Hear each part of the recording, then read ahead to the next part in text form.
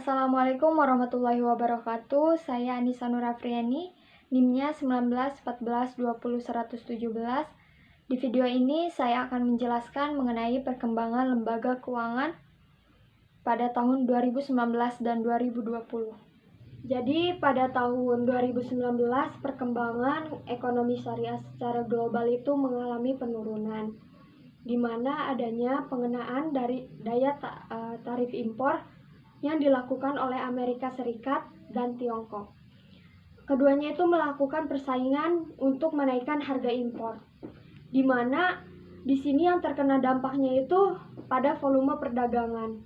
Pelemahan permintaan dan penerapan pembatasan energi tidak ramah lingkungan ini juga mengalami penurunan, sehingga ini berdampak pada harga komoditas. Ini juga yang mengakibatkan terjadinya perlambatan pada ekonomi global. Di Indonesia sendiri, kondisi ekonomi itu mengalami penurunan. Tetapi tidak semua bidang atau sektor mengalami hal tersebut. Ada saja yang masih tetap stabil karena mereka bisa mempertahankannya. Dalam perbankan syariah, kondisi ketahanannya juga semakin baik. Hal ini menunjukkan dengan meningkatnya rasio bank umum syariah. Dalam sektor keuangan syariah yang terdiri atas 3 subsektor ini, kapitalisasinya mengalami peningkatan.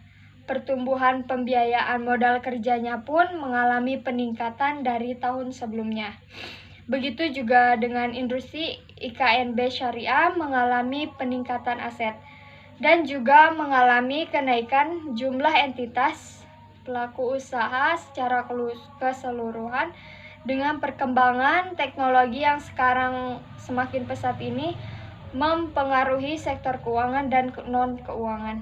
Perkembangan reksadana baik nilai aktiva maupun jumlah produk reksadana syariah itu mengalami peningkatan secara kumulatif.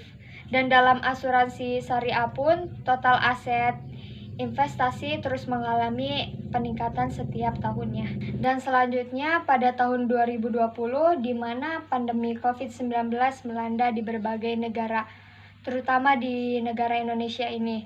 Ini menjadi tantangan luar biasa bagi perekonomian Indonesia dan dunia, dan sampai sekarang ini pandemi masih ada. Rantai pasok global pun terganggu akibat pandemi, mendorong banyaknya negara untuk bisa mengoptimalkan potensi yang dimilikinya. Periode pandemi ini juga memunculkan pentingnya peran sektor keuangan mikro dan sosial syariah Indonesia dalam memitigasi peningkatan angka pengangguran dan kemiskinan akibat kontraksi ekonomi. Meski demikian, agar pemulihan ekonomi dapat terakselerasi untuk kembali menuju visi Indonesia Maju, Indonesia perlu memaksimalkan semua potensi yang dimilikinya dengan terus menggulirkan transformasi ekonomi yang salah satunya ditempuh melalui perkembangan ekonomi dan keuangan syariah sebagai sumber pertumbuhan baru. Dalam perannya pada optimalisasi keuangan sosial, dukungan pemulihan ekonomi dapat berjalan sesuai dengan prinsip penggunaan masing-masing instrumennya. Untuk dapat merealisasikan potensi dan mencapai optimal, dibutuhkan transformasi sektor keuangan sosial syariah secara menyeluruh. Akibat dampak pandemi COVID-19 yang melanda, tahapan pengembangan blueprint ekonomi dan keuangan syariah mengalami penyesuaian. Jadi di tahun 2020 juga sama seperti tahun-tahun sebelumnya ada yang mengalami kenaikan dan mengalami penurunan. Baik, itu saja yang bisa saya sampaikan. Kurang lebihnya mohon maaf. Wassalamualaikum warahmatullahi wabarakatuh.